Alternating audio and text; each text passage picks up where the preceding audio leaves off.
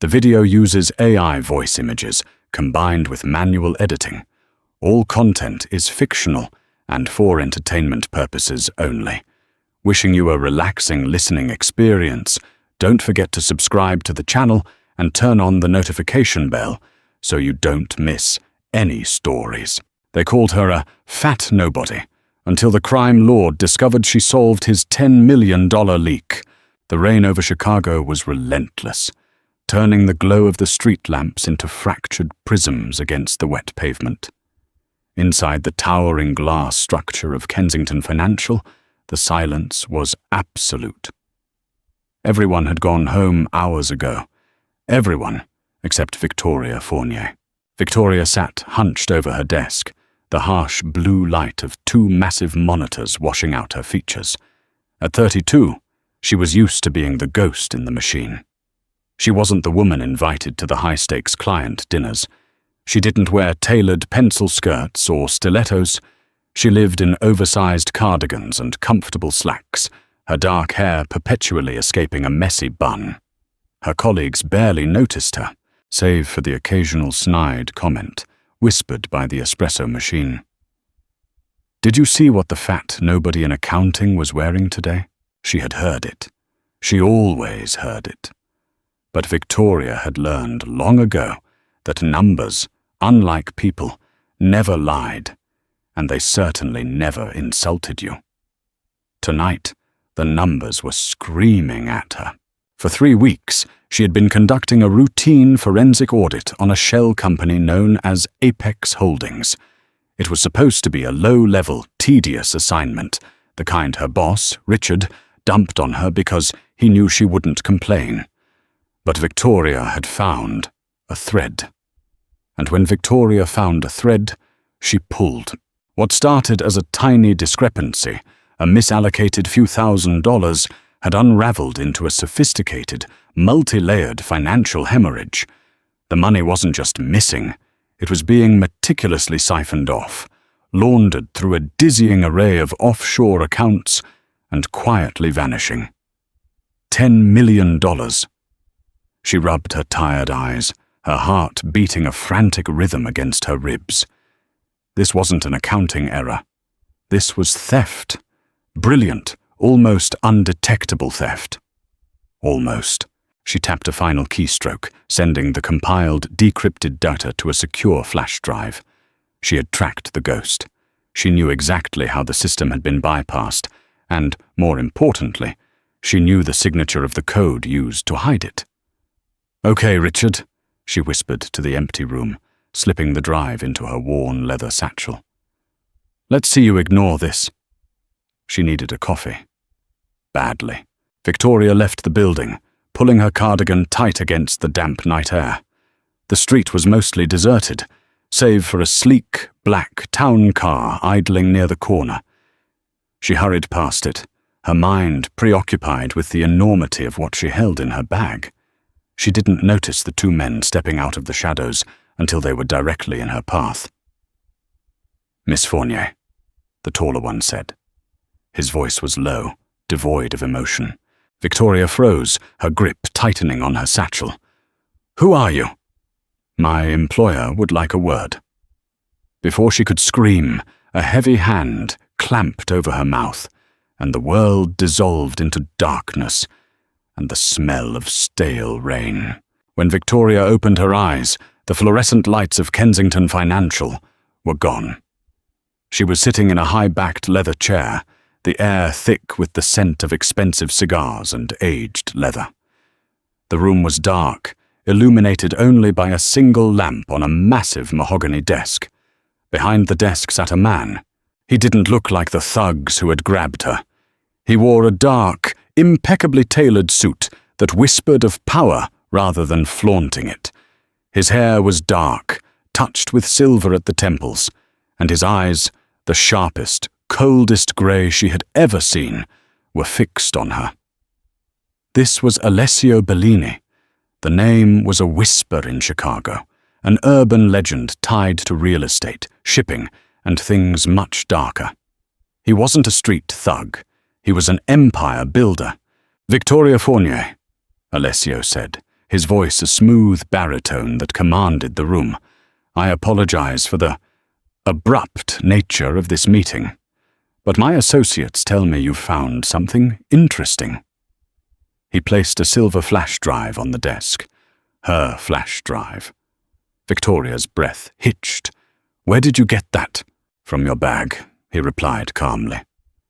"You see, Victoria, Apex Holdings belongs to me. And for 6 months, someone has been stealing from me. My own people couldn't find the leak.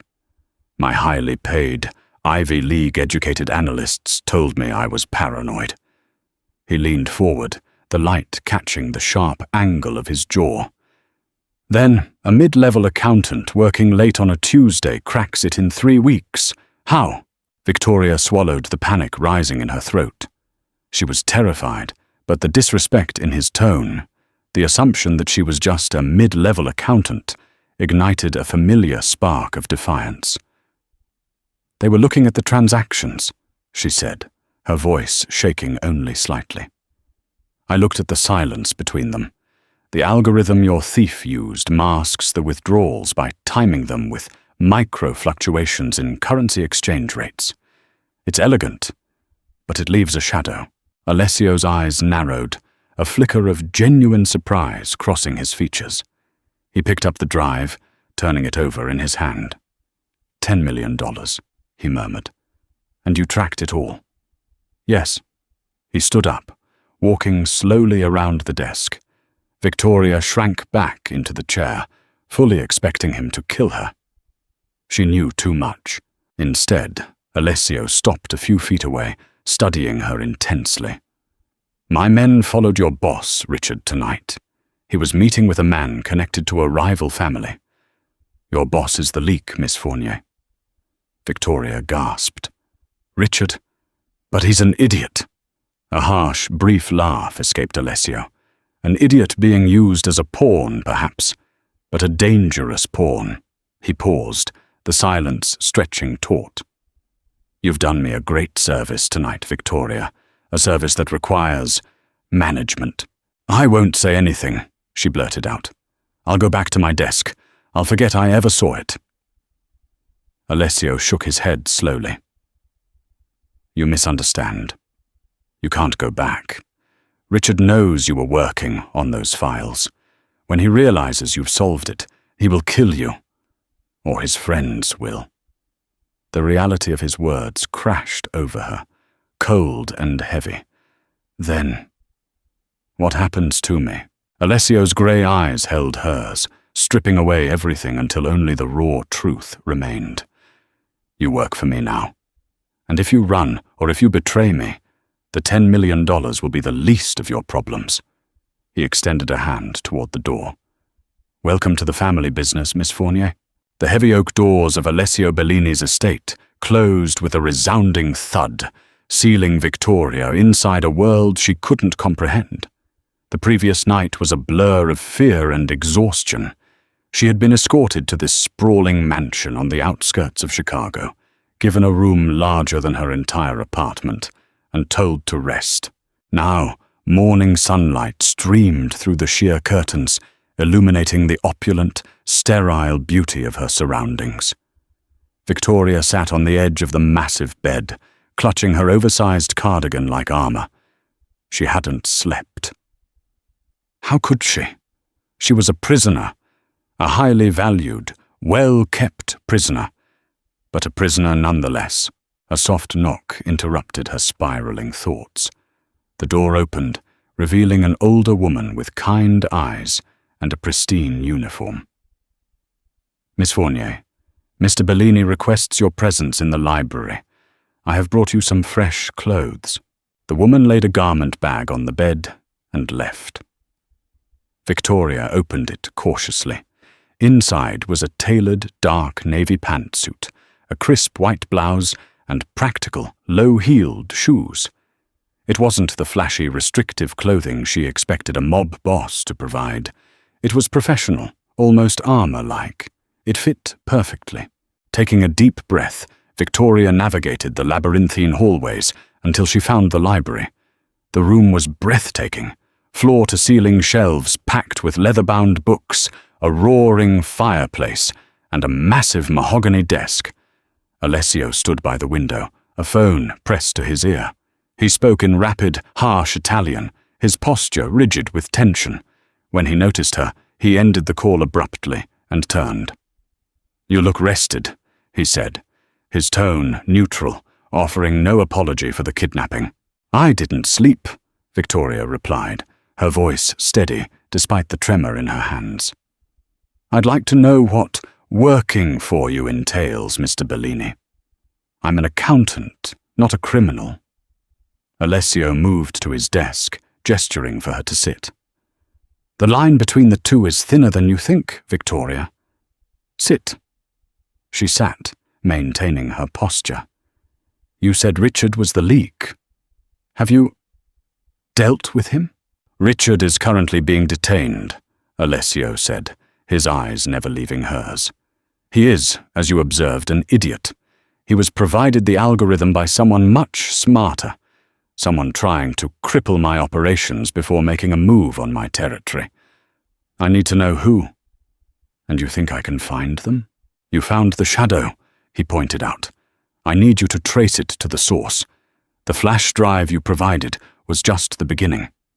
I am giving you full access to my internal network.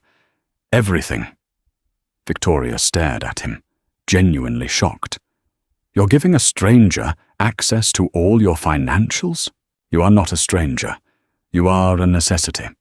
And," he added, a hint of a dark smile playing on his lips, "you are currently sitting in my house, guarded by men who don't ask questions.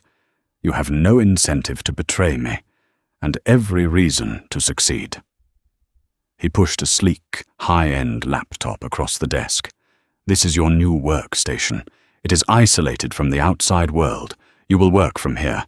Victoria looked at the laptop, feeling the immense weight of the situation. She was entirely out of her depth, terrified of the man across from her. Yet, the intellectual challenge sparked something deep within her. She had spent her life being ignored, underestimated, called a nobody. Now, the most dangerous man in Chicago was handing her the keys to his empire because he believed in her mind. "I need access to the raw data logs from the last 18 months, she said, her voice dropping into the familiar, confident cadence she only used when talking about numbers.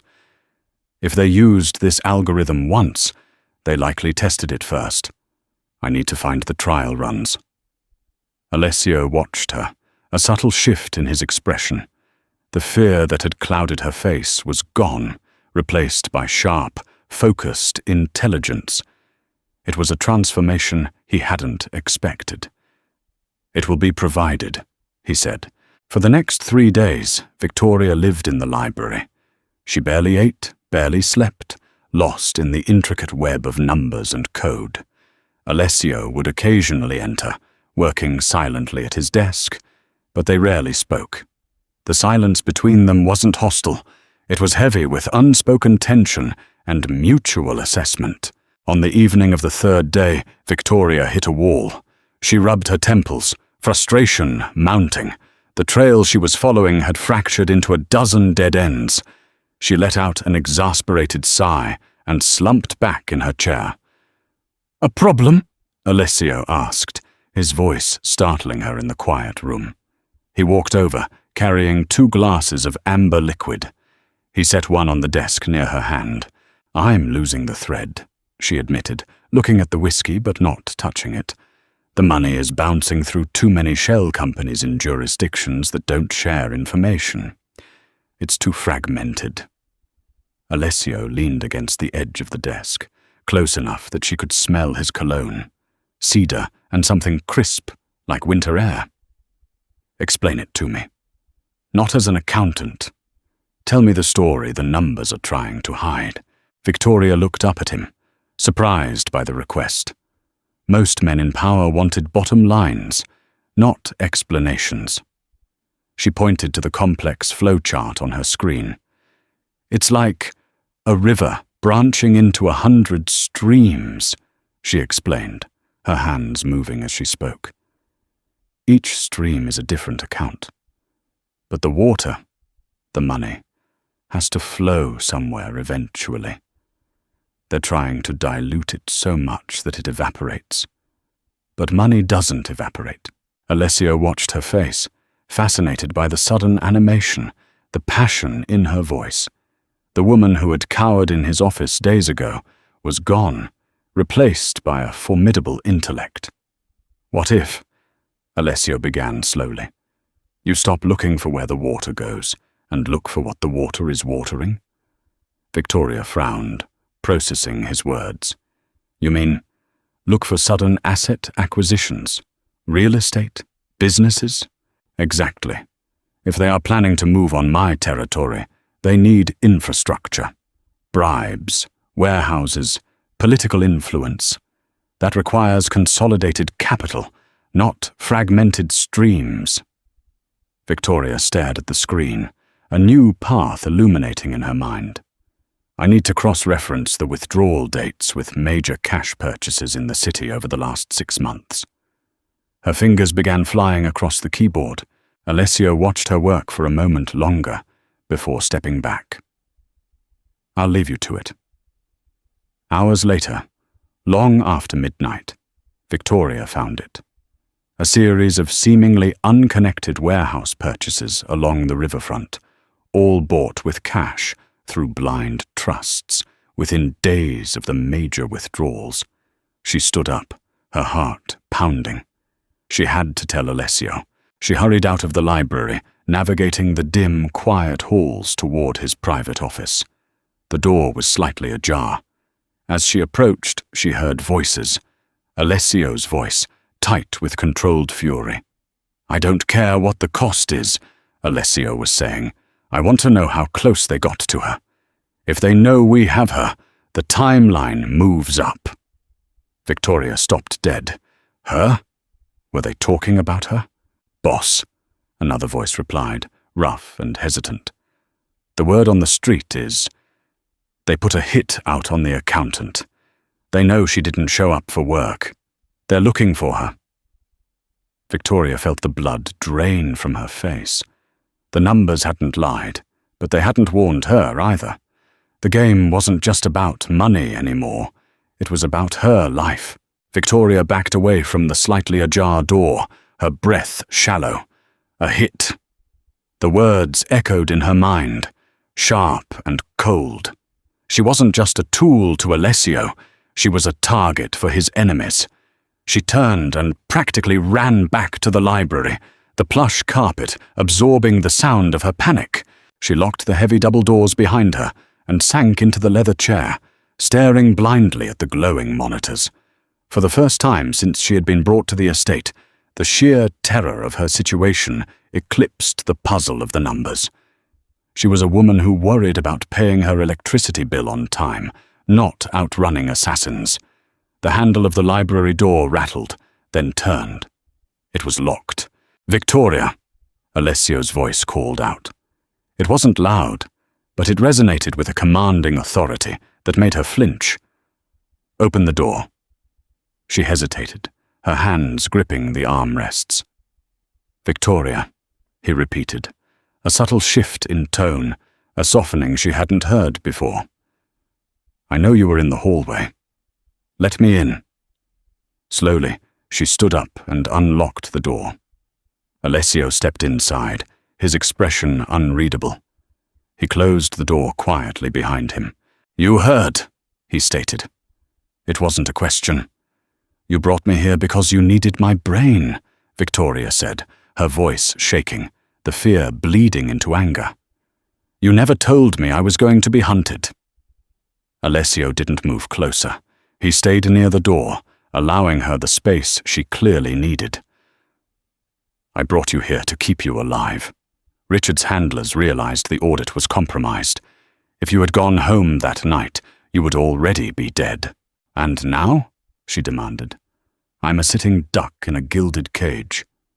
You are in the safest place in Chicago, Alessio replied, his voice firm, leaving no room for argument. No one breaches this estate. But the situation has escalated. The people who stole from me, the Moretti family, they operate on fear and violence. They know you have the key to their operation. They want to silence you before you give it to me." Victoria looked down at her hands. They were trembling violently. "I'm not built for this, Mr. Bellini. I look at spreadsheets. I don't dodge bullets." Alessio closed the distance between them slowly. He stopped a few feet away, close enough that she had to look up to meet his eyes. The coldness was gone, replaced by a fierce, protective intensity that unsettled her more than his anger. "You are stronger than you think, Victoria. You didn't cower when you found the theft. You didn't break when I brought you here. You fought back with the only weapon you have, your mind. And your mind is currently crippling the Moretti family." He reached out, his hand hovering near hers for a fraction of a second before he pulled it back, a rare moment of hesitation.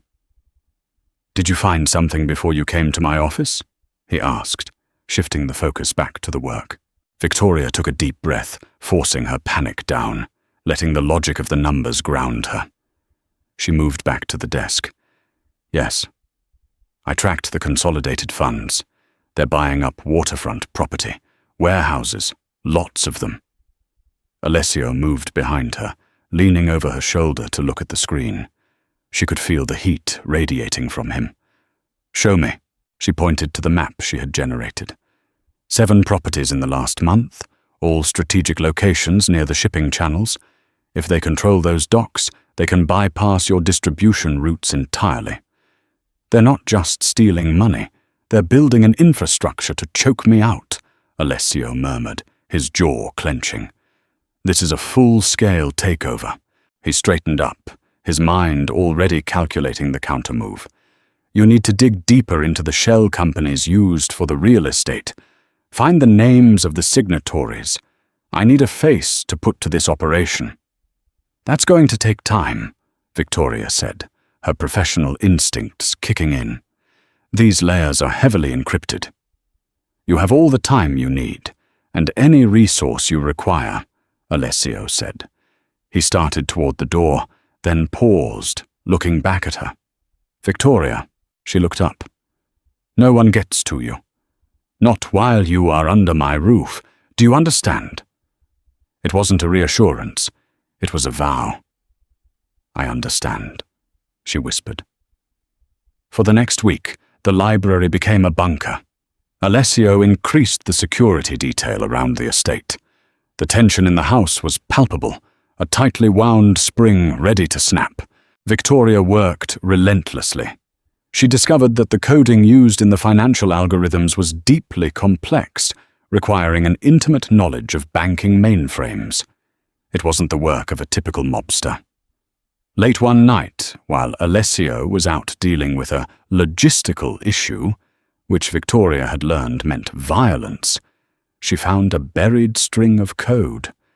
It was an anomaly, a digital signature left behind by mistake. She ran the signature through the dark web databases Alessio had given her access to. A name popped up: Julian Croft, a disgraced former investment banker known for creating untraceable offshore accounts. He was a ghost in the financial world. The library door opened abruptly. Alessio walked in, looking exhausted. He had shed his suit jacket, his tie was loosened, and there was a faint smear of something dark on his cuff. He went straight to the liquor cabinet and poured a heavy glass of scotch. "Rough night?" Victoria asked softly, watching him. He knocked the drink back, wincing slightly. "The Morettis tried to hit one of my supply trucks. They are getting bold." He walked over to her desk, leaning heavily against it. "Tell me you have good news." "I have a name," she said, turning the monitor so he could see. "Julian Croft. He's the architect behind the theft. He's managing the funds and coordinating the real estate purchases." Alessio's eyes hardened. "Croft. I know of him. He's a mercenary. He works for the highest bidder. If we can track Croft, we can freeze the assets before the Morettis can use them to buy the politicians they need for the docks, Victoria explained, her mind racing. But he's entirely digital. He leaves no physical footprint. Alessio fell silent, staring at the screen. The fatigue in his posture seemed to vanish, replaced by a dangerous, calculating energy. "He has a weakness," Alessio finally said. "Everyone has a weakness." "What is it?" "His ego," Alessio replied. "Croft thinks he's smarter than everyone else. We don't need to find him physically, Victoria. We need to lure him out." "How?" Alessio looked down at her, a slow, predatory smile forming. "We let him think he missed something. We bait a trap with his own money." He leaned closer, his voice dropping. "Can you create a fake vulnerability in our own systems? Something so subtle only a genius would spot it, but tempting enough that he can't resist exploiting it?" Victoria thought about it. "A honeypot, yes. I can design a back door that looks like a flaw in your security protocols. If he tries to siphon more funds through it, I can trace the ping back to his IP address." "Do it," Alessio commanded. "And Victoria? Yes, make it flawless. If he suspects a trap, he'll vanish forever." Victoria spent the next 48 hours coding the trap. It was the most complex piece of work she had ever done. She was essentially inviting a master thief into the house and hoping she could lock the door behind him. On Thursday evening, the trap was set. They sat in the library, the only sound the hum of the servers. Alessio stood behind her chair, a silent, imposing presence. "Now we wait," Victoria said, rubbing her tired eyes. Hours ticked by. The tension in the room was suffocating. Victoria felt Alessio's hand rest lightly on the back of her chair. It was a grounding gesture, surprisingly gentle. Suddenly, a red light blinked on the screen. A line of code scrambled, then reorganized. "He's in," Victoria whispered, her hands flying over the keyboard. "Track him," Alessio ordered, his voice tight. "He's bouncing his signal. Bouncing again. He's fast," Victoria muttered, her eyes darting across the data stream. "Gotcha." She hit a final key, initiating the trace. A progress bar appeared on the screen. 20%, 50%, 80%. "Come on," Alessio breathed. 100%. An IP address flashed on the screen, followed by a physical location, a high-rise penthouse in downtown Chicago. Alessio straightened up, his face carved from stone. "Got him." He reached for his phone, dialing a number. "Get the team ready. We have an address." He looked down at Victoria, his eyes dark with intent. "You did well, Victoria. Stay here. Do not leave this room."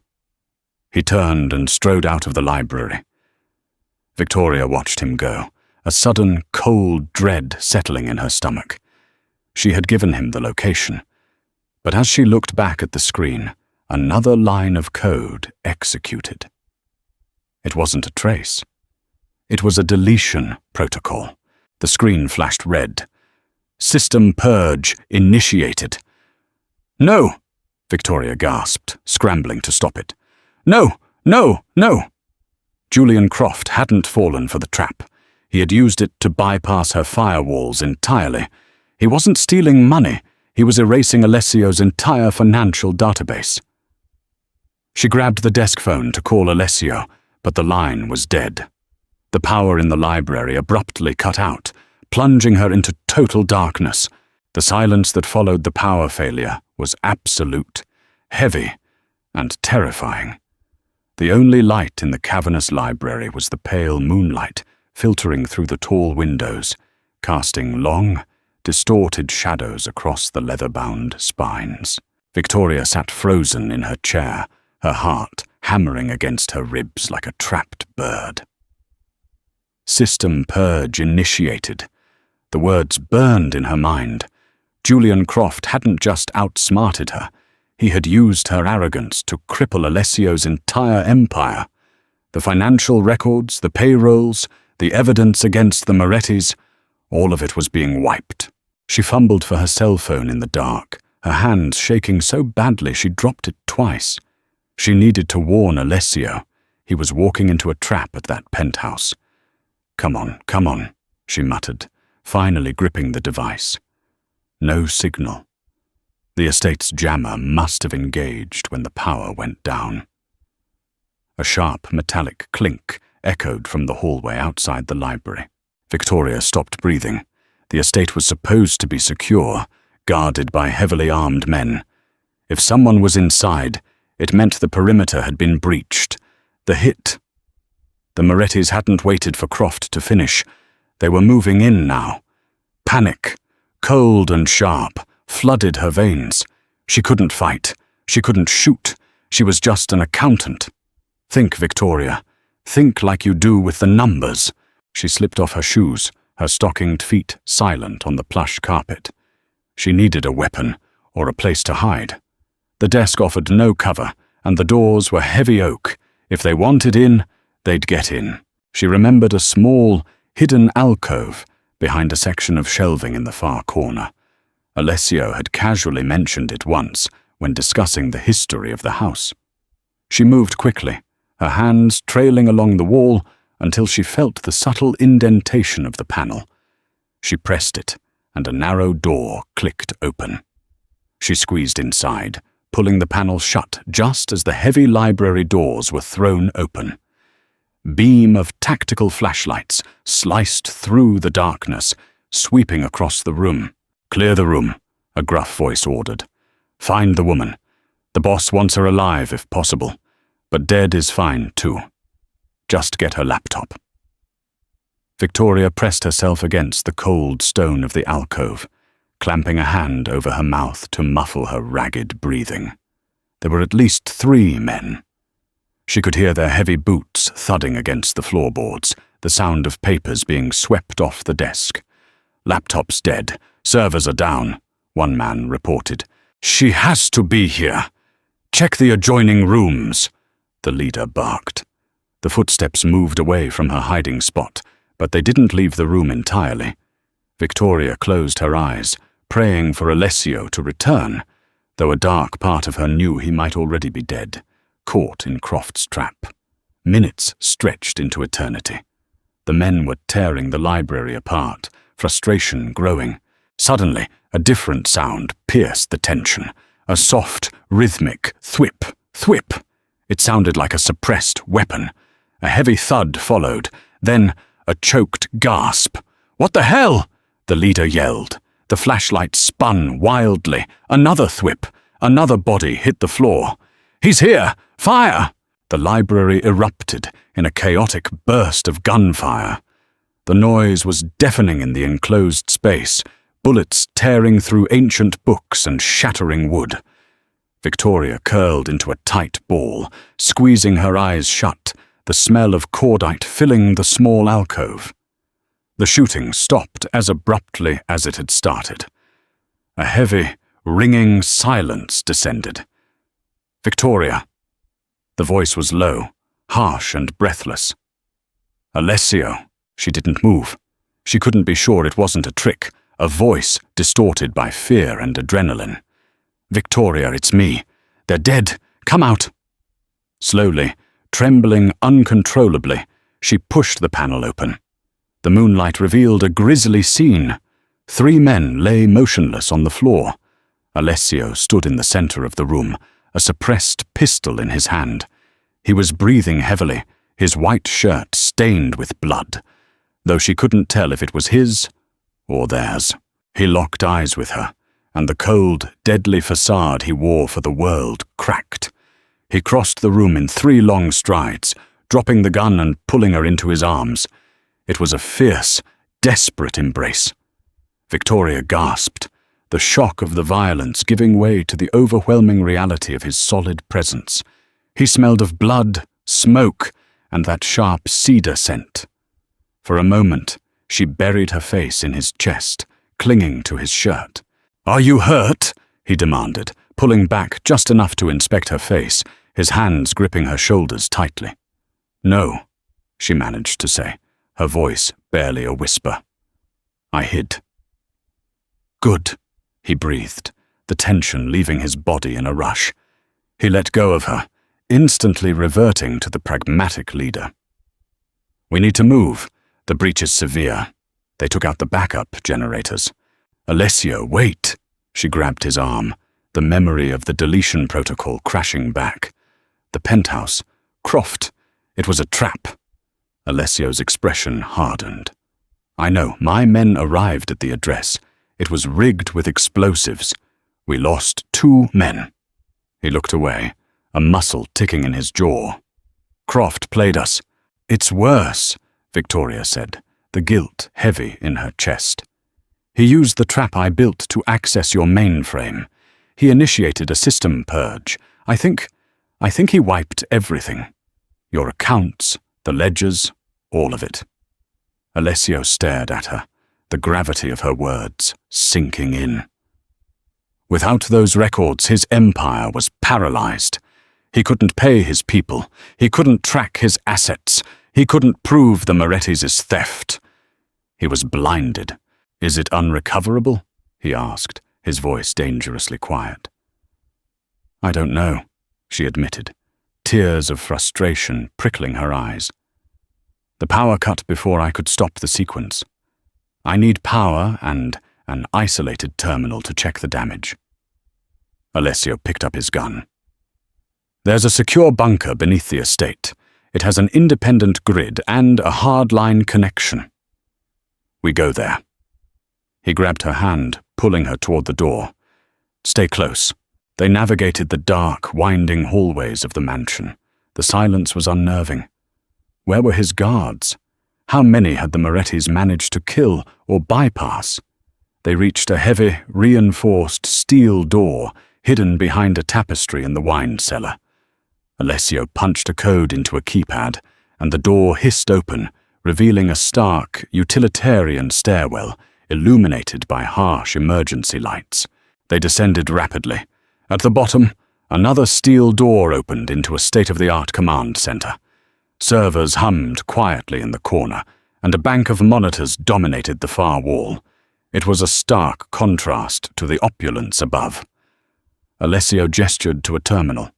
"Do it." Victoria sat down, her fingers trembling over the keys. She booted up the system, bypassed the corrupted main interface, and dug into the core code. Alessio paced behind her like a caged tiger. The vulnerability she had seen in him upstairs was gone, replaced by a terrifying, focused rage. "Talk to me," he demanded, after 10 agonizing minutes.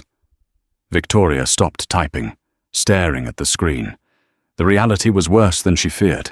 "He didn't just wipe it, Alessio," she said, her voice hollow. "He encrypted the deletion process. The data isn't gone. It's locked behind a cryptographic wall that is constantly shifting. Every time I try to bypass it, it scrambles further." "Can you break it?" I don't know," she admitted. "It's a living algorithm. It learns from attempts to crack it." Alessio stopped pacing. He walked over to her, placing his hands on the desk, leaning in close. "You have to break it, Victoria. If I don't have access to those funds by tomorrow night, my captains will assume I've lost control. They will panic, and the Morettis will sweep in and take the city while my people are fighting each other." He looked into her eyes, the weight of 1,000 lives pressing down on him. "You are the smartest person I have ever met. You can do this." "I need time, and I need a baseline," she said, trying to hold his gaze. "If I can find the original seed code Croft used to build the encryption, I can reverse engineer the key." "Where do we find the seed code?" Victoria swallowed hard. "It won't be digital. A code this complex requires a physical anchor, a hardware token, or a written cipher. He wouldn't risk storing it online." Alessio straightened up. "Then we find Croft. We find him, and we take it." One of the monitors on the wall suddenly flared to life. The estate's external security cameras, now running on the bunker's grid, displayed a live feed of the front gates. A convoy of black SUVs had just pulled up, headlights cutting through the darkness. Men were pouring out, heavily armed. Alessio's jaw clenched. "They aren't waiting for the panic. They're here to finish it tonight." He turned to the weapons locker in the corner and began loading magazines. "You stay here. Lock the door. Do not open it for anyone but me." "Alessio, there are too many of them!" Victoria cried, panic rising again. He slammed a magazine into a rifle and looked at her. "I will hold them off. You find a way to crack that code. Without that money, we are dead anyway." He moved to the door, hesitating for a fraction of a second before turning back to her. "If I don't come back," he said, his voice softer now. "There is an escape tunnel behind the servers. It leads to the river. Run, Victoria. Run far away and don't look back." Before she could answer, the heavy steel door slammed shut behind him, the locking mechanism echoing like a death knell in the silent bunker. Victoria was alone, and the monitors showed the first wave of men breaching the front doors of the mansion above. The heavy thud of the steel door sealing Alessio out echoed in the underground bunker, a terrifying finality. Victoria stared at the impenetrable surface, her chest heaving. Above her, a war was starting. The man who had kidnapped her, the man she feared, was now the only thing standing between her and a heavily armed hit squad. She turned back to the monitors. The security feeds displayed a chaotic, violent ballet. Men in black tactical gear were swarming the grand foyer. Alessio's remaining guards were putting up a fierce resistance, muzzle flashes illuminating the opulent darkness. Then she saw him. Alessio moved with terrifying precision, a shadow darting between marble pillars, laying down suppressing fire. He wasn't just a boss directing from afar. He was a soldier, ruthless and efficient, but he was vastly outnumbered. Victoria tore her eyes away from the screen. Watching him die wouldn't save either of them. The code. Focus on the code. She sat at the terminal, her hands flying across the keyboard. The shifting cryptographic wall Croft had erected was a masterpiece of digital sadism. It mocked her attempts to breach it, morphing its structure every few seconds. "A physical anchor," she muttered to herself, pulling up every file they had compiled on Julian Croft before the purge. He needs the seed code to access it himself. Where would a paranoid genius keep his most prized possession? She reviewed his financial history, his known associates, his habits. Croft was a man of extreme routine, obsessed with control. He trusted no one, not even the cloud. An old, archived file caught her eye, a property deed from 5 years ago. Croft had purchased a small, unremarkable safety deposit box at a private, highly secure bank in the Diamond District. The account was paid in cash, a decade in advance. It had never been accessed since. "The seed code," Victoria whispered. She needed to tell Alessio. She looked at the security feed. The fighting had moved deeper into the house, toward the library. The feed flickered, then died as a stray bullet shattered the camera. She was blind to the battle above. The silence in the bunker was maddening, broken only by the hum of the servers. Minutes bled into hours. The digital clock on the terminal glowed an ominous 3 a.m.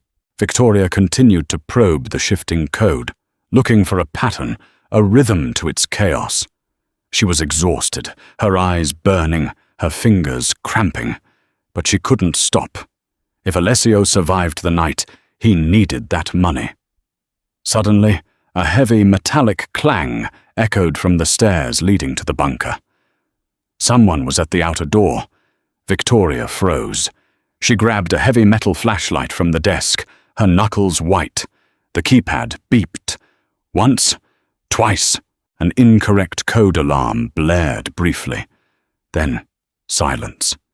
Someone was trying to guess the code. It wasn't Alessio. A loud, grinding noise followed, a drill biting into the reinforced steel. They were cutting their way in. Panic seized her. She looked at the servers, remembering Alessio's final words. The escape tunnel. She could run. She could survive this.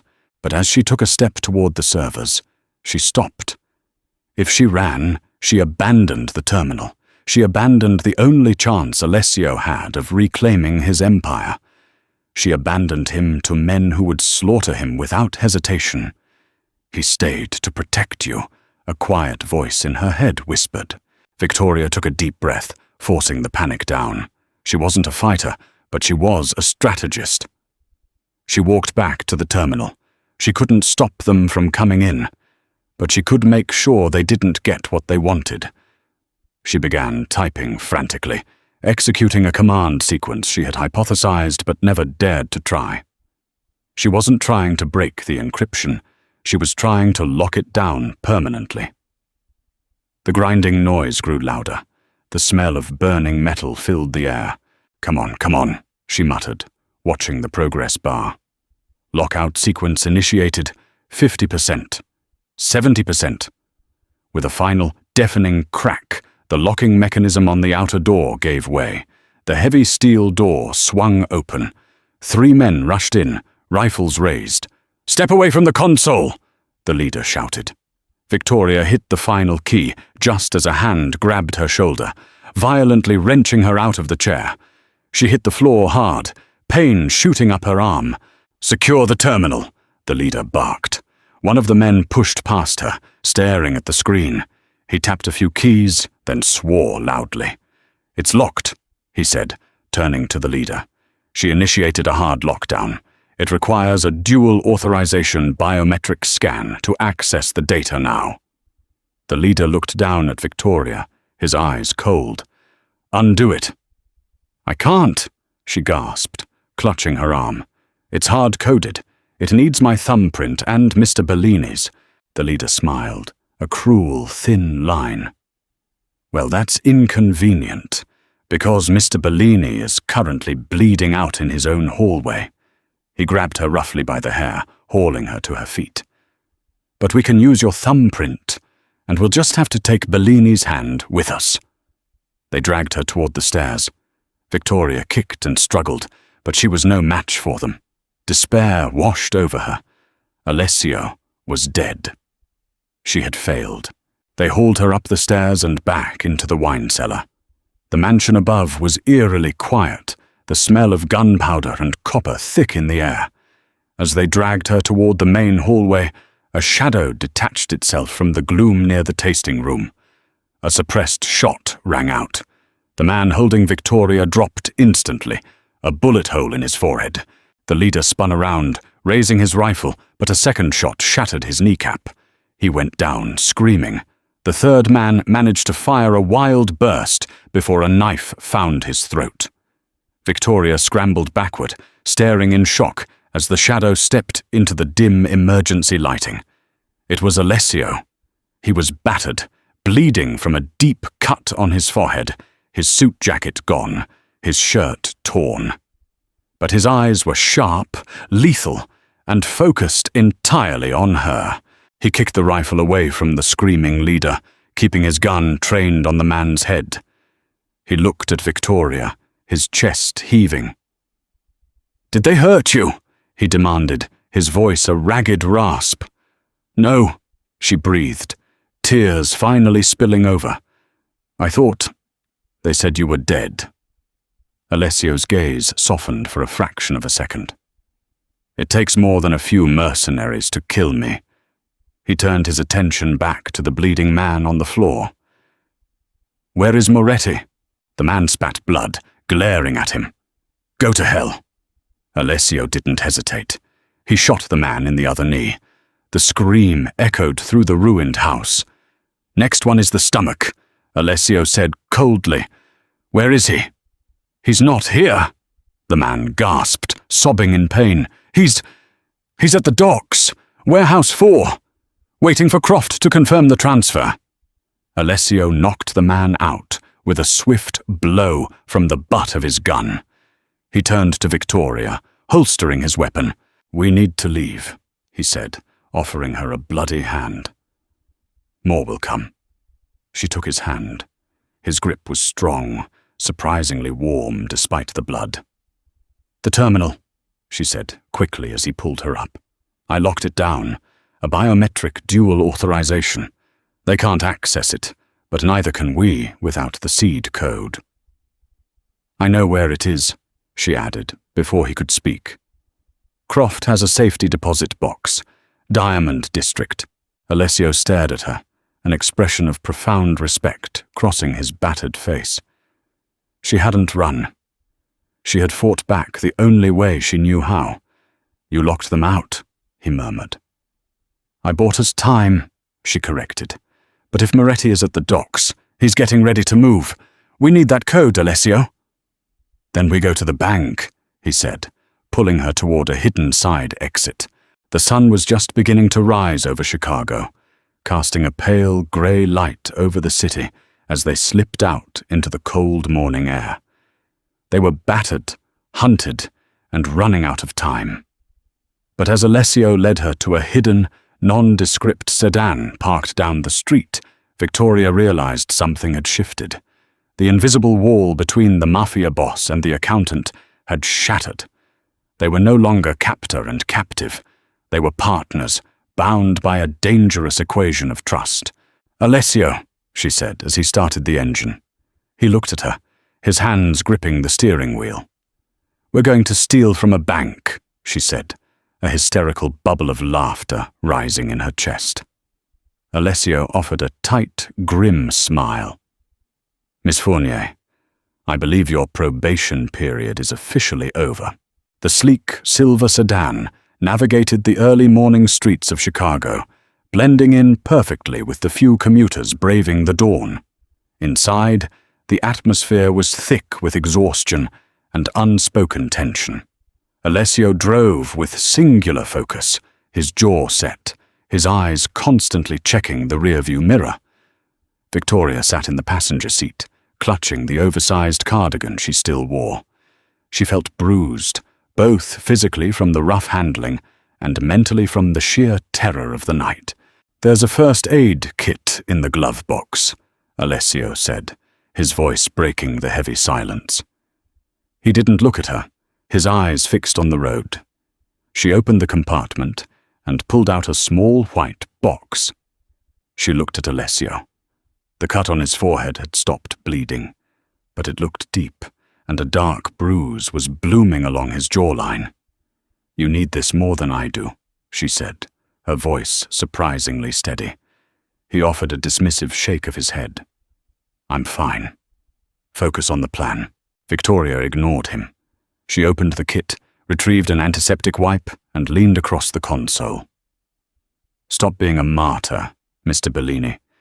If you pass out from blood loss, I can't drive this car, and I certainly can't rob a bank." Alessio glanced at her, surprised by her defiance. For a moment, she thought he might snap at her, demand she sit back down. Instead, he let out a low, breathy sigh and slightly tilted his head toward her. Victoria carefully dabbed the wipe against the cut on his forehead. He winced almost imperceptibly as the alcohol stung. Up close, she could see the fine lines of exhaustion around his eyes, the grey irises clouded with a heavy burden. He wasn't an invincible god of the underworld. He was a man holding an empire together with his bare hands. "Thank you," he murmured, his voice softer than she had ever heard it. "Don't thank me yet," she replied, tossing the wipe into a small trash bag. "We still have to break into a secure vault." "The bank in the Diamond District is independent. Old money," Alessio explained, returning his focus to the road. "Their security is analog. Heavy doors, physical keys, guards who care more about propriety than vigilance. They don't rely on the digital systems you're used to." "Which means my skills are useless," Victoria pointed out, anxiety creeping back in. "Not useless, just redirected," he said. He pulled the car into a subterranean parking garage a block away from the bank. He parked in a dark corner and turned the engine off. He reached into the back seat and pulled out a nondescript black duffel bag. Unzipping it, he handed her a pair of thin, latex gloves and a sleek, black jacket. "Put these on. We're going in through the manager's office. I acquired the blueprints years ago for a different contingency." Victoria slipped into the jacket. It was far too large, smelling faintly of gunpowder and him. "And what's my role in this analog heist?" "You are the distraction," Alessio said flatly. Her eyes widened. "Excuse me?" "The bank opens in 20 minutes. You will walk in, demand to speak to the manager about a substantial offshore transfer. You use the jargon you know so well. You overwhelm them with paperwork and demanding behavior. You make them focus entirely on you." "While you do what?" "While I bypass the vault alarm and retrieve Croft's box." Alessio checked the magazine of his pistol, sliding it back into the shoulder holster concealed beneath his ruined suit jacket. "If I'm not out in 15 minutes, you leave. Walk out, get in a cab, and disappear." "I'm not leaving you." The words slipped out before she could stop them, surprising them both. Alessio froze, looking at her intently. The hard lines of his face softened, a complex emotion flickering in his grey eyes. It was a vulnerability he rarely allowed anyone to see. "Victoria," he began, his voice rough. "This isn't a spreadsheet. If we are caught, they won't care that you're an accountant. You will be an accessory to armed robbery." "I'm already an accessory to a gang war," she countered, lifting her chin. "I'm in this, Alessio. Just tell me what to do." A ghost of a smile touched his lips. 15 minutes. Be loud." They walked the remaining block in silence. The bank was an imposing stone building, exuding an aura of impenetrable wealth. As the heavy brass doors opened for business, Victoria took a deep breath, channeled her worst, most demanding client, and walked in. The interior was hushed, smelling of floor wax and old paper. A solitary security guard stood near the entrance, looking bored. Victoria marched straight to the teller counter. "I need to speak with the branch manager immediately," she announced, her voice ringing out clearly in the quiet room. "I have a complex wire transfer regarding a blind trust in the Cayman Islands that your automated system has completely mishandled." The teller, a young man who looked entirely unprepared for this level of hostility, blinked rapidly. "Ma'am, do you have an appointment?" "An appointment?" Victoria scoffed, leaning heavily on the counter. "I represent a client transferring 8 figures. I don't need an appointment. I need a competent manager. Now."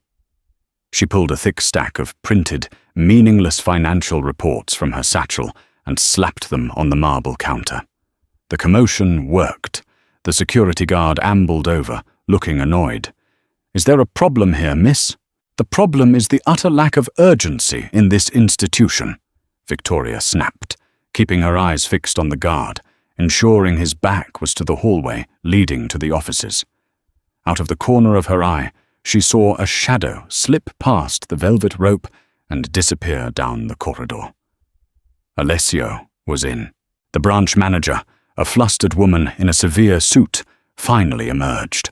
For the next 10 minutes, Victoria delivered an Oscar-worthy performance of a furious, hyper-technical financial advisor.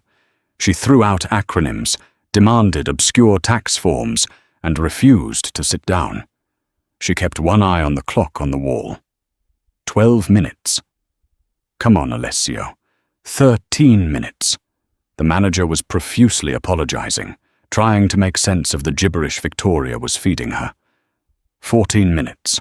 Suddenly, a dull, heavy thud echoed from deep within the building. It wasn't loud, but in the hushed environment of the bank, it sounded like a cannon shot. The manager stopped talking. The security guard put his hand on his radio. "What was that?"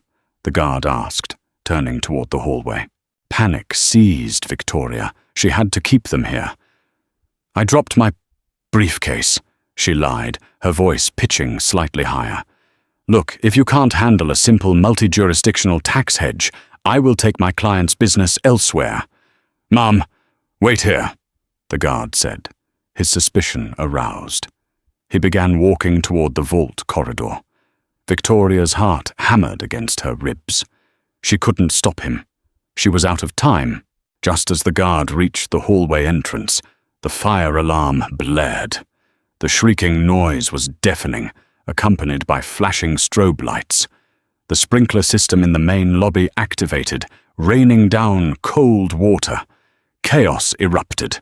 The tellers scrambled, grabbing cash drawers. The manager shrieked, covering her hair. The guard, torn between investigating the noise and managing the evacuation, chose the latter. "Everyone out! Move to the exits!" he yelled over the alarm. Victoria didn't hesitate. She turned and ran, ignoring the water soaking her clothes. She burst through the front doors, joining the panicked crowd spilling onto the sidewalk. She scanned the street frantically. Where was he? Had he triggered the alarm, or had he been caught? A hand grabbed her elbow, pulling her violently into the narrow alley beside the bank. She gasped, ready to scream, but a hand clamped over her mouth. "It's me," Alessio growled, releasing her. He was drenched from the sprinklers, his breathing ragged. In his hand, he held a small, brushed steel lockbox. "You got it," she breathed, adrenaline coursing through her. "I got it," he confirmed, his eyes darting toward the street. Police sirens wailed in the distance, growing closer. The alarm was a manual pull. I needed a distraction to get past the outer gate. "Let's move," she said, grabbing his arm. They sprinted down the alley, cutting through a maze of side streets until they reached the parking garage. They threw themselves into the sedan, the doors locking heavily behind them. Alessio peeled out of the garage, blending into the now heavier morning traffic, putting distance between them and the sirens. The tension in the car finally broke. Victoria let out a long, shaky exhale, leaning her head back against the seat.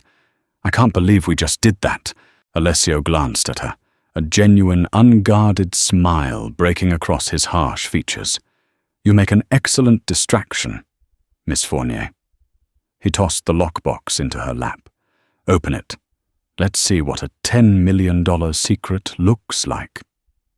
Victoria grabbed a pen from her bag and used it to pry open the simple latch of the box. Inside rested a single, small leather journal. She opened it. The pages were filled with meticulously handwritten strings of code, algorithmic sequences, and cryptographic keys. It was Julian Croft's master ledger, the anchor to the encryption. "This is it," she whispered, tracing the ink with a trembling finger. "With this, I can unlock the terminal. We can get your money back." "And we can crush Moretti," Alessio added, his voice cold and hard again.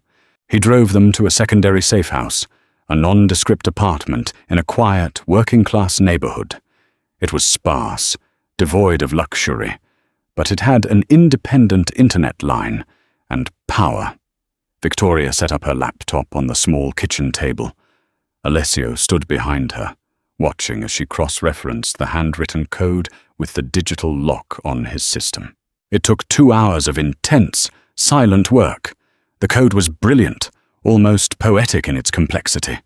But armed with the seed key, Victoria finally found the vulnerability. She hit the final execute command. The screen flashed green. Access granted.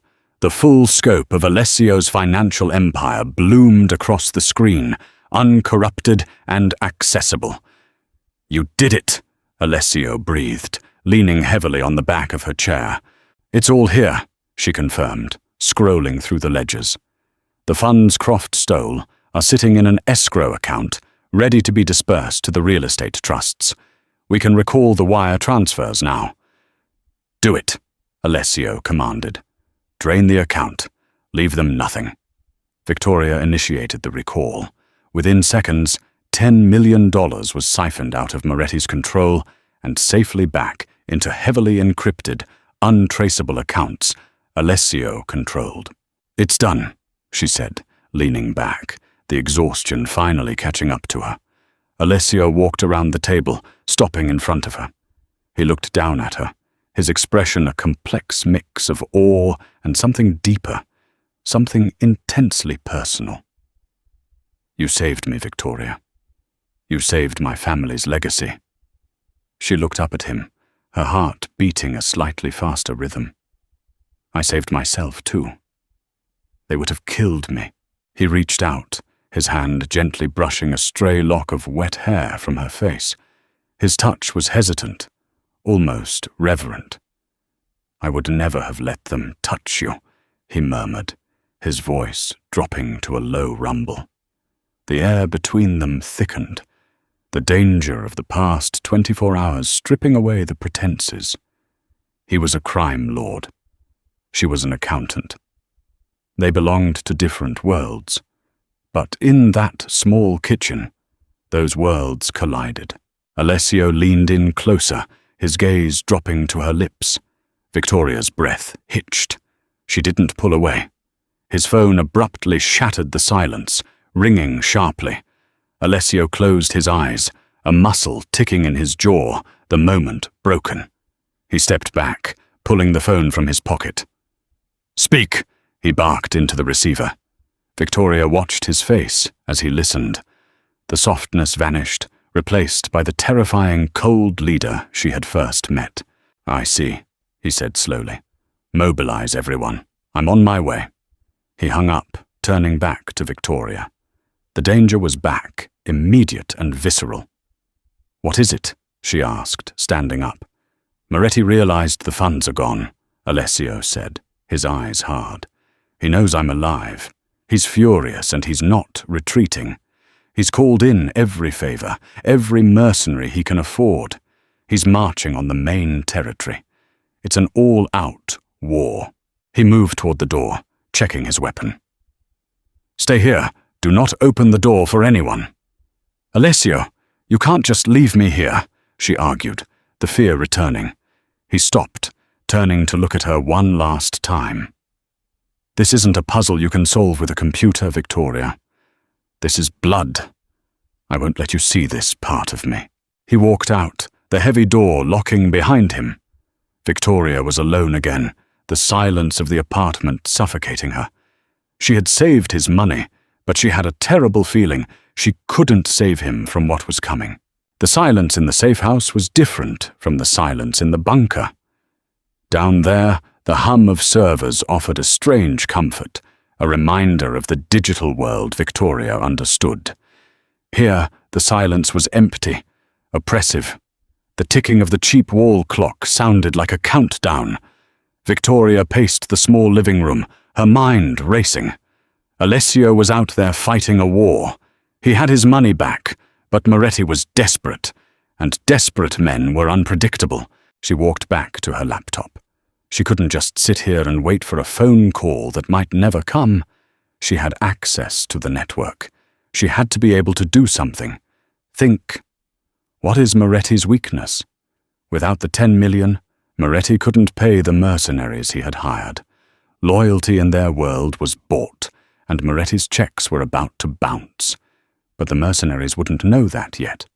They were fighting on the promise of a payout. "If I can prove to them that Moretti is broke," she muttered, her fingers flying over the keyboard. She needed to intercept communications. She accessed the deep web forums and encrypted channels Alessio's intelligence gatherers used.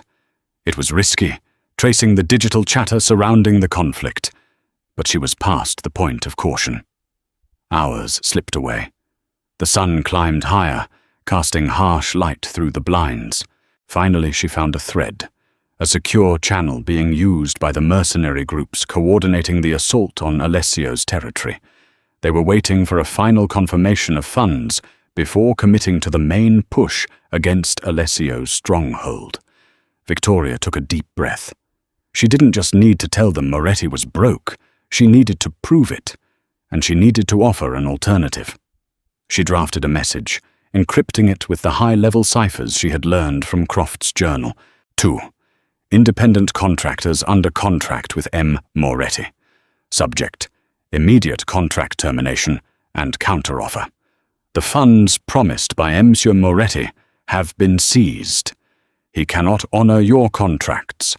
Attached is incontrovertible proof of his drained escrow accounts.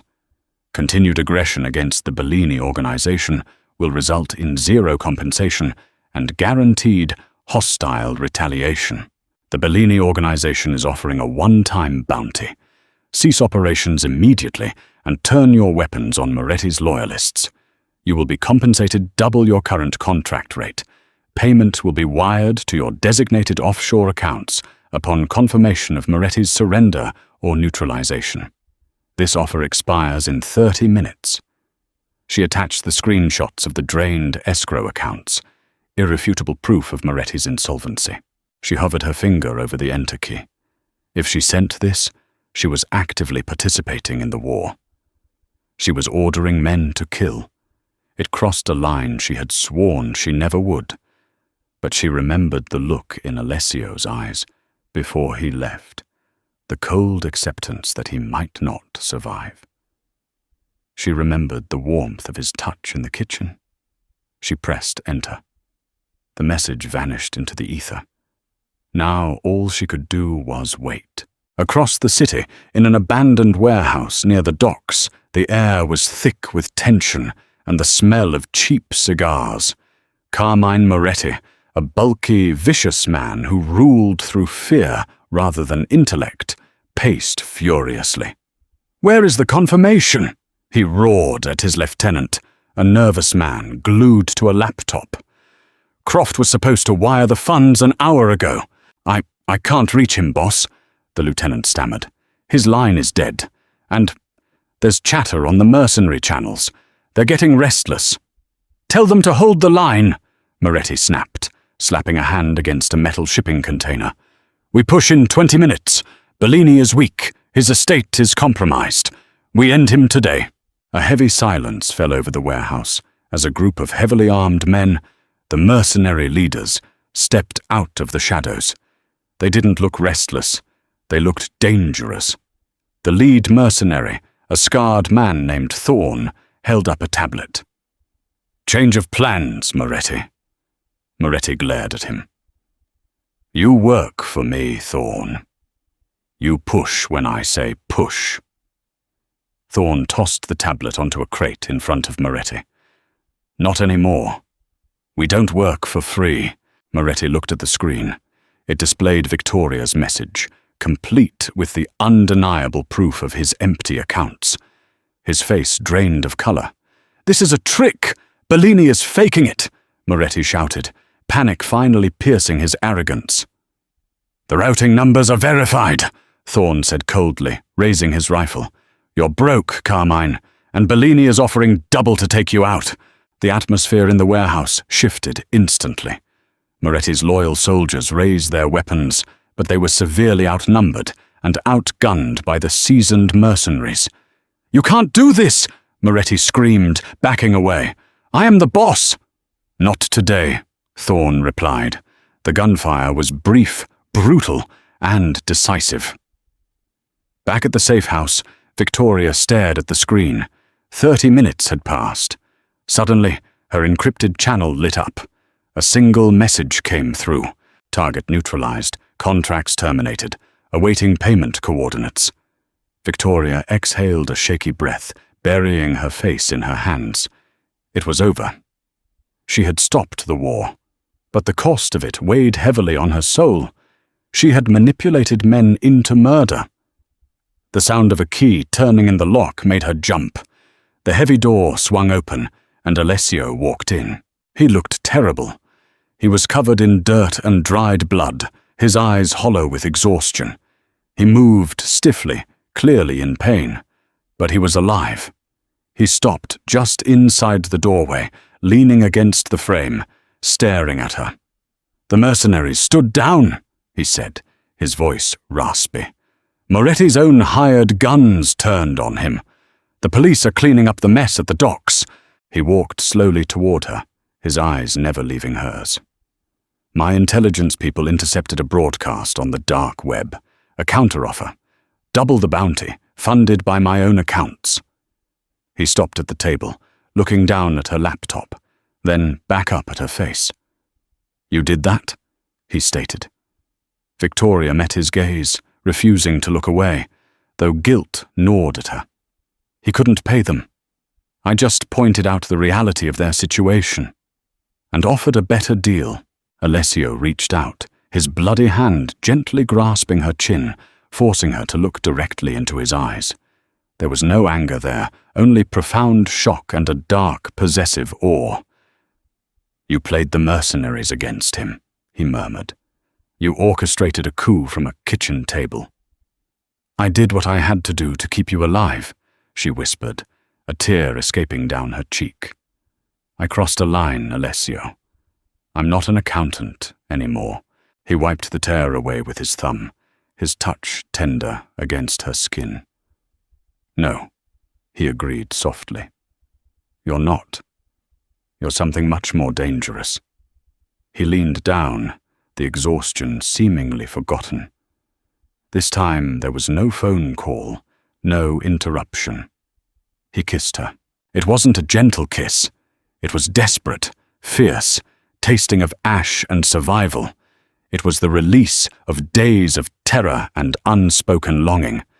Victoria gasped, her hands instinctively tangling in his ruined shirt, pulling him closer. She kissed him back with equal fervor, anchoring him to the reality that they had both survived. When they finally broke apart, they were both breathless. Alessio rested his forehead against hers, his hands gripping her waist tightly. You belong with me, he stated, a vow carved in stone. Not in a cubicle, not running from my world. Beside me. Victoria closed her eyes, the reality of his words sinking in. She had fallen in love with a monster, and in doing so, she had found the power within herself. I'm not going anywhere, she whispered. The weeks that followed the fall of the Moretti family were a period of intense, uneasy restructuring. Chicago's underworld had been violently shaken, and Alessio was ruthless in cementing his absolute control. The power vacuum left by Carmine Moretti was swiftly filled by Bellini loyalists, and the whispers of rebellion were silenced before they could even form. Victoria observed it all from the rebuilt, fortified estate. She was no longer a prisoner, nor was she merely an employee. She had become an integral, albeit shadowed, part of Alessio's inner circle. The men who guarded the estate treated her with a deep, respectful deference. They knew, perhaps not the details, but the truth. The accountant had saved their boss. She had her own office now, next to Alessio's, equipped with technology that rivaled government agencies. She oversaw the complex integration of Moretti's seized assets into Bellini's legitimate businesses, laundering the blood money through a labyrinth of clean corporate acquisitions. She was brilliant at it. The puzzle satisfied her mind, but the reality of what she was doing gnawed at her conscience in the quiet hours of the night. One evening, late in November, the first snow of the year began to fall over the city. Victoria stood by the floor-to-ceiling windows of her office, watching the flakes drift down, obscuring the harsh lines of the estate. The door opened behind her, and she heard the familiar, heavy tread of Alessio's footsteps. He wrapped his arms around her waist from behind, pulling her back against his chest. He smelled of cold air and expensive cologne. "You're working late," he murmured, pressing a kiss to the side of her neck. "Just finalizing the acquisition of the shipping company," she replied, leaning into his warmth. "With that, your control over the docks is completely legitimate. No one can touch it." Alessio turned her in his arms, his grey eyes searching her face. He had healed from the battle, looking sharper, more formidable than ever, but he always softened when he looked at her. "You look tired, Victoria." "I'm fine," she lied, offering a small smile. "Just a lot of moving pieces." He frowned slightly, his thumb brushing over her cheekbone. It's more than that. I see it when you think I'm not looking. You're building an empire, but you look like you're dismantling yourself. Victoria sighed, pulling away slightly and walking over to her desk. She picked up a silver pen, turning it over in her hands. I used to find missing money, Alessio. I exposed fraud. Now I create it. I build the very shadows I used to hunt. She looked at him, her eyes bright with unshed tears. I love you. I don't regret saving you. But sometimes I look in the mirror and I don't recognize the woman looking back. Alessio's expression tightened. He crossed the room, stopping in front of her. You are surviving. In my world, that requires moral flexibility. You did what was necessary. But is it necessary forever? She challenged, her voice rising slightly. We have the docks. You have absolute control. You're wealthier than you could spend in 10 lifetimes. When does it stop being about survival and start being about greed? The question hung in the air, sharp and dangerous. No one spoke to Alessio Bellini like that. No one questioned his motives or his ambition. His eyes darkened, the boss momentarily replacing the lover. It stops when I say it stops, Victoria. Power isn't something you can just put down. If I show weakness, if I step back, someone else will step up, and they won't be as merciful as I am. I'm not asking you to step down, she argued. I'm asking you to pivot. We can legitimize the operations completely, phase out the violence, the extortion, focus on the real estate, the shipping. We can be clean. Alessio let out a harsh, cynical laugh. Clean? Do you think the politicians we bribe care if the money is clean? Do you think the rival families will respect a businessman who refuses to shed blood? You are naive, Victoria. The word stung, a sharp slap across the face. Naive? She repeated, her voice turning cold. I'm the one who orchestrated the coup that saved your life. I'm the one hiding your billions. Don't call me naive. Alessio ran a hand through his hair, frustration warring with the fierce protectiveness he felt for her. I'm sorry. I didn't mean that. But you don't understand the long game. You can't wash blood off gold, Victoria. It stains. Then maybe I don't want to hold the gold anymore, she said quietly, the words slipping out before she could weigh their consequence. The silence that followed was suffocating. Alessio stared at her, a profound, terrifying stillness coming over him. What are you saying? He asked, his voice dangerously low. I'm saying that I am struggling to live in the dark, she admitted, tears finally spilling over. I love you, Alessio. I would die for you, but I am slowly losing my soul for you. He didn't move. He didn't reach for her. He simply looked at her, his expression unreadable, a fortress locking its gates. I see, he finally said, the words brittle. If you cannot stomach the reality of who I am and what we do, then perhaps you don't belong here after all. He turned and walked out of the office, the door clicking shut with a finality that echoed in Victoria's chest. She had pushed too far. She had challenged the core of his identity, and he had chosen his empire over her. She sank into a chair, the tears flowing freely now. She was trapped again, not by guards or locked doors, but by her own heart. She couldn't stay and watch herself become a monster, and she couldn't leave the man she loved. The next few days were agonizing. Alessio was a ghost. He was present in the house, conducting meetings, issuing orders, but he was entirely absent to her. He treated her with a chilling, professional courtesy, freezing her out completely. Victoria threw herself into the work, trying to numb the pain. She finalized the shipping acquisition, executing the complex transfers that would seal Alessio's legitimate front. But as she was reviewing the final escrow agreements, a discrepancy caught her eye. It was small, almost invisible, hidden within the administrative fees of a holding company based in Zurich. It was the same algorithmic signature she had seen months ago, the same code Julian Croft had used. Her heart stopped. Croft was supposed to be dead, killed in the explosion at his penthouse. She dug deeper, tracing the microtransactions. The money wasn't being siphoned out of Alessio's accounts.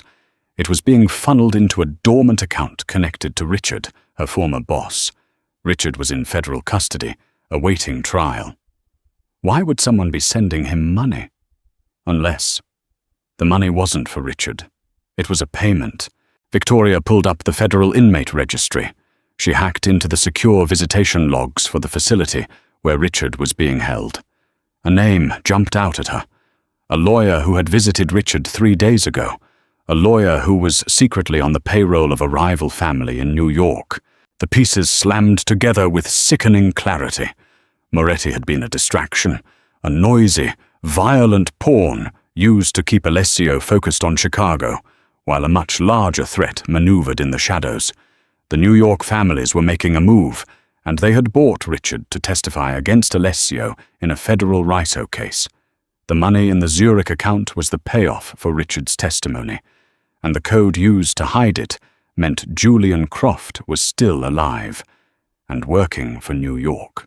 Victoria grabbed the printed files and ran toward Alessio's office. She burst through the doors, ignoring the shocked look on his capo's face. Alessio looked up from his desk, his expression instantly hardening. "We are in a meeting, Victoria." "The meeting is over," she said, slapping the file onto his desk. "You're being set up. Croft is alive, and the feds are coming for you tomorrow." The heavy mahogany doors of Alessio's office slammed shut, leaving him and Victoria alone in the sudden, tense silence. The capo he had dismissed looked furious, but Alessio's eyes were fixed entirely on the file Victoria had thrown on his desk. "Croft is dead," Alessio stated, his voice flat, devoid of the emotion he had shown her days prior. "My men confirmed the body in the penthouse explosion." "They confirmed a body," Victoria corrected, her own voice trembling slightly with adrenaline. "Croft is a ghost, Alessio. He manipulates data. Faking dental records or DNA in a coroner's database is child's play for him. Look at the file." Alessio opened the folder. He scanned the highlighted transaction logs, his sharp mind quickly grasping the implications.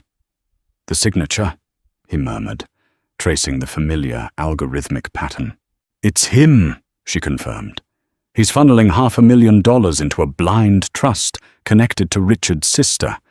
It's a payoff. Richard is going to turn state's evidence. The New York families are using him to build a RICO case against you." Alessio leaned back in his chair, a cold, calculating fury settling over his features. The vulnerability and anger from their fight was gone, replaced by the lethal pragmatism of a boss under threat. "When?" he asked. "The transaction was set to clear tomorrow morning," Victoria said, pointing to the date stamp. "Usually, a payoff like this is timed right before the asset is moved. If I'm right, the feds will transfer Richard to a secure black site tomorrow and unseal the indictment against you. They will freeze all assets," Alessio concluded, standing up and pacing behind his desk. "They won't just come for me. They'll dismantle the entire infrastructure. Everything we've built, everything you've legitimized." He stopped, looking at her, his eyes unreadable. "You could have walked away. You could have let the feds take me. Why didn't you?" Victoria met his gaze, her heart aching. "Because despite everything, I love you. And I don't abandon the people I love to the wolves." A flicker of something, regret, gratitude, sorrow, crossed his face before he masked it again. "We need to neutralize Richard." "No," Victoria said firmly. "If Richard dies in federal custody right before he testifies, it confirms their suspicions. They will come down on you twice as hard, and you will be hunting shadows forever. We don't kill him." We discredit him. Alessio crossed his arms. How do you discredit a man holding genuine financial records? By proving he's a liar, she said, a plan forming rapidly in her mind. Croft thinks he's hidden the payoff. But if I can expose that Zurich account and publicly link it to the New York families, Richard's testimony becomes tainted. He goes from a star witness to a paid informant for a rival cartel. The feds won't touch him. And Croft? Alessio pressed. Croft is arrogant. He couldn't resist using his signature code. I can trace the origin point of the transaction, but I need to do it now, before the money clears and the account dissolves. Alessio looked at the clock. It was past midnight. Do it. You have full access. For the next 4 hours, Victoria worked in her office, fueled by black coffee and sheer desperation. This wasn't just about saving Alessio's money anymore. It was about saving his freedom, and perhaps proving to him that there was a way to fight this war without bullets. She dug into the darkest corners of the financial web, battling Croft's intricate encryption algorithms. It was a digital duel between two minds, fought across servers and firewalls. Croft was brilliant, but he was complacent. He believed he had already won. He hadn't anticipated the fat nobody from accounting. By 4 a.m., she broke through his final proxy server. She had the IP address. She had the location. She printed the trace log and hurried back to Alessio's office. He was still awake, reviewing contingency plans with his lieutenants. They silenced themselves as she entered. I have him, she said, handing Alessio the paper. He's not in New York. He's here, in Chicago, operating out of a leased server farm in the South Loop. Alessio looked at the address, a dangerous smile touching his lips. He stayed close to watch the empire fall. He turned to his men. Gear up. We leave in 10 minutes. We take him alive. I want to know exactly who in New York paid him. The lieutenants filed out. Alessio turned to follow them, but Victoria stepped in front of the door. Alessio, wait. The data linking Richard to the payoff. I've compiled it into a secure, encrypted file. If you send this to the lead federal prosecutor's private email anonymously, it ruins Richard's credibility instantly. She held out a small flash drive. Alessio looked at the drive, then at her. You want me to solve this with an email rather than a bullet? I want you to be smart, she pleaded. If you kill Croft tonight, the New York families will just send someone else. But if you expose their plot to the feds, you use the government as your weapon against them. You cripple their legal strategy. He took the flash drive, his fingers brushing against hers. I will handle Croft. You ensure the prosecutor gets this data. He moved to leave, but paused, looking back at her. The cold facade cracked, revealing the exhausted, desperate man beneath. If this goes wrong, Victoria, if the feds move on the house. He reached into his pocket and pulled out a small, heavy key. There is a private jet fueled and waiting at a private airstrip in Gary. This key opens a locker there with new passports and enough clean cash to disappear. He pressed the key into her hand, closing her fingers over it. Do not wait for me. You run. Before she could argue, he was gone, the heavy doors closing behind him. Victoria stood alone in the quiet office, clutching the key. He was giving her the out she had asked for days ago. He was offering her freedom. She walked back to her desk and initiated the secure, anonymous email protocol she had designed. She attached the file proving Richard's payoff and sent it to the lead prosecutor's private, encrypted inbox. It was done. The legal threat was neutralized. Now, she just had to wait for Alessio to handle the physical one. Dawn broke, painting the sky in bruised shades of purple and grey. Victoria sat staring at her monitors, tracking the news feeds and police scanners. At 7 a.m., the news broke. A massive federal raid had occurred. but not on the Bellini estate. It was on a compound in Staten Island, New York, belonging to the head of the rival family. The anonymous email had worked. The feds, realizing their star witness was compromised and uncovering the plot, had pivoted their investigation entirely onto the New York syndicate. Victoria let out a shaky breath, tears of relief flooding her eyes. They had won. They had outsmarted them all. But Alessio wasn't back. She checked the estate's security feeds. Nothing. She tried calling his encrypted phone. It went straight to voicemail. Panic, cold and familiar, began to rise in her chest. Had the raid on Croft's server farm gone wrong? Had Croft anticipated them? Hours ticked by. The estate was eerily quiet. The men who had stayed behind were tense, pacing the grounds. By noon, Victoria couldn't wait anymore. She pulled up the location data from Alessio's phone. The signal was static. It hadn't moved from the South Loop server farm in 6 hours. She grabbed her coat and ran out to the garage, demanding one of the drivers take her to the address. When they arrived, the area was swarming with police and fire trucks. The server farm was a smoking ruin. The building had been gutted by a massive fire. Victoria pushed through the police barricades, ignoring the shouts of the officers. "Alessio!" she screamed, her voice cracking. A heavy hand grabbed her arm, pulling her back. She turned, ready to fight, but stopped dead. It was Alessio's lead capo, his face covered in soot, his arm in a makeshift sling. "Where is he?" she demanded, grabbing his shirt. "Where is Alessio?" The capo looked down, his tough exterior crumbling. "It was a trap, Miss Fournier. Croft knew we were coming. He rigged the servers to explode the moment the main doors were breached." The world seemed to tilt on its axis. The noise of the sirens faded into a dull roar. "No," she whispered, stepping back. "No, he's alive. He has to be." The capo shook his head slowly. "The boss was the first one through the door. The explosion brought the roof down. I'm sorry. He's gone." The winter sun felt cold and distant as Victoria stood at the edge of the sprawling cemetery. The funeral had been a grand, silent affair, a gathering of dark suits and unspoken threats. The heads of rival families had attended, paying their respects, while their eyes calculated the division of Alessio Bellini's empire.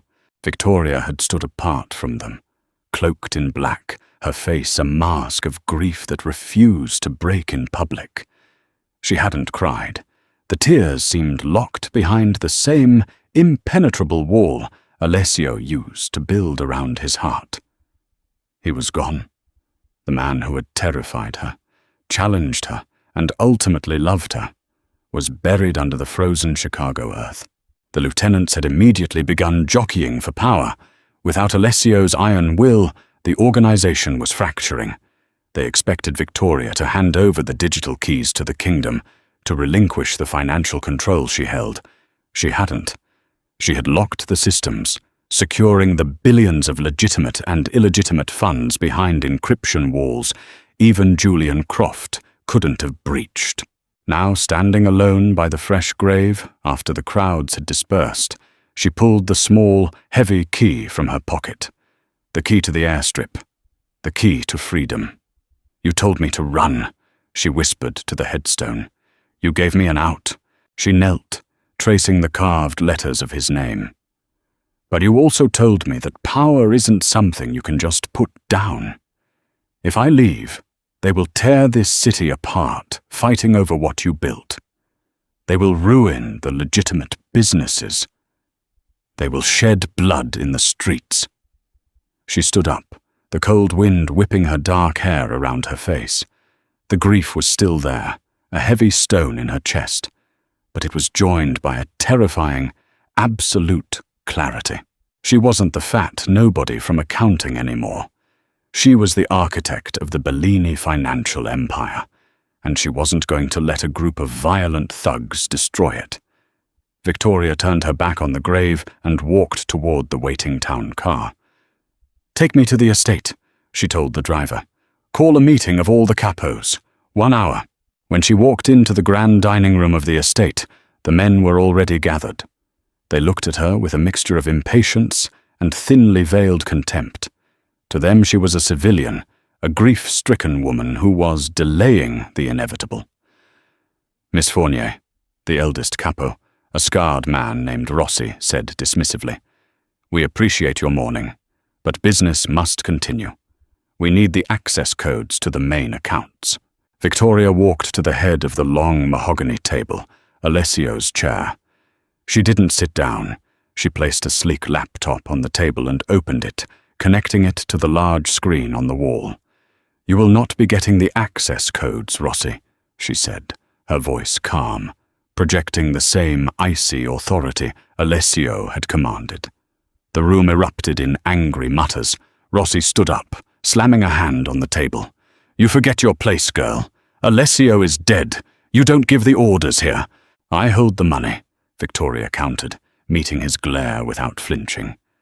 "Which means I give the orders." She tapped a key. The screen behind her lit up, displaying a complex web of corporate structures, real estate holdings, and shipping contracts. "Alessio and I spent the last 6 months legitimizing this organization," she continued, her voice cutting through the noise. 70% of the revenue generated now comes from legal, taxable ventures. It is a corporate empire, not a street gang.